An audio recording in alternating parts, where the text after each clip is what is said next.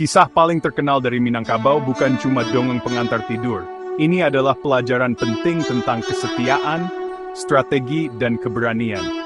Kenalan yuk sama Cindua Mato. Hikayat Cindua Mato bukan sekadar cerita lama yang dikisahkan di lapau atau surau.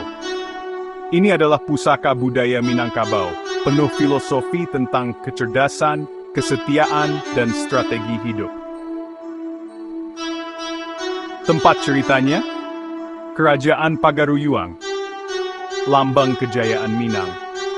Tokoh utamanya, Dang Tuangku, sang putra mahkota, dan Cindua Mato, rakyat biasa dengan kesetiaan luar biasa dan akal yang tajam.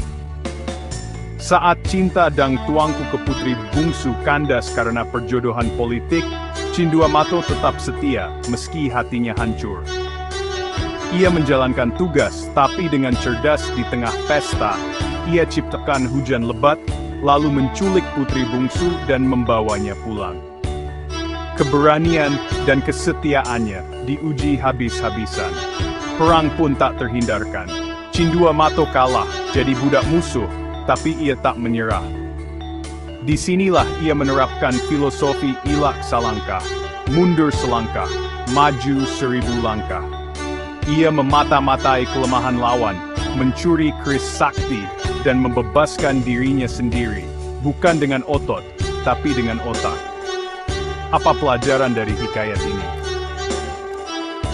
Kesetiaan tanpa pamrih, kecerdasan emosional, strategi yang cerdik, dan keberanian melawan ketidakadilan.